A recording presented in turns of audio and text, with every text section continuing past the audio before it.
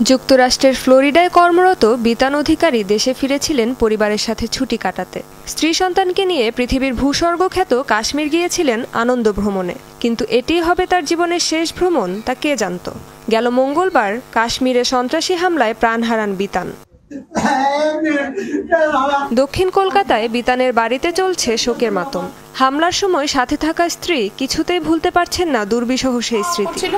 আমি যে সামনে দাঁড়িয়েছি যাতে আমার হাজবেন্ডের কিছু যাতে না হয়, কিন্তু সঙ্গে সঙ্গে এখানে একটা গুলি করে। এখানে গুলি করাটা আমি দেখিনি, দুটো গুলি করেছে। একই দৃশ্য শৈলেশ কালাঠিয়ার বাড়িতেও। মঙ্গলবারের সন্ত্রাসী হামলায় নিহত হন তিনিও। তার স্ত্রী জানান, হামলাকারীরা সবাই ছিল মুখোশধারী।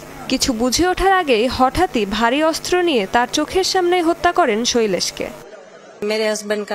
আমার কোলে মারা যান আমার স্বামী, সন্তানরাও পাশে ছিল, কিন্তু তাকে বাঁচাতে কিছুই করতে পারিনি আমরা।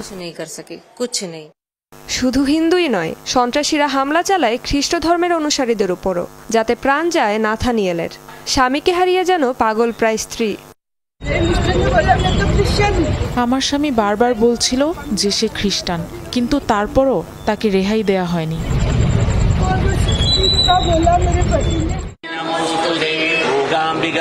একই চিত্র কেরালার রামচন্দ্রের বাড়িতেও। স্ত্রী এবং সন্তানরা কোনোভাবে যেন ভুলতে পারছেন না, নেই তাদের সবচেয়ে প্রিয়জন। কাশ্মীরে ভয়াবহ ওই সন্ত্রাসী হামলায় বিতান ও শৈলেশ সহ প্রাণ হারান মোট ২৬ জন। নিহতদের সবার বাড়িতে নেমে এসেছে শোকের ছায়া। এ হামলায় প্রাণ হারানো সকলেই পুরুষ। নারী ও শিশুদের প্রাণে না মারলেও সন্ত্রাসীরা নিঃশেষ করে দিয়েছে বহু পরিবারের স্বপ্ন।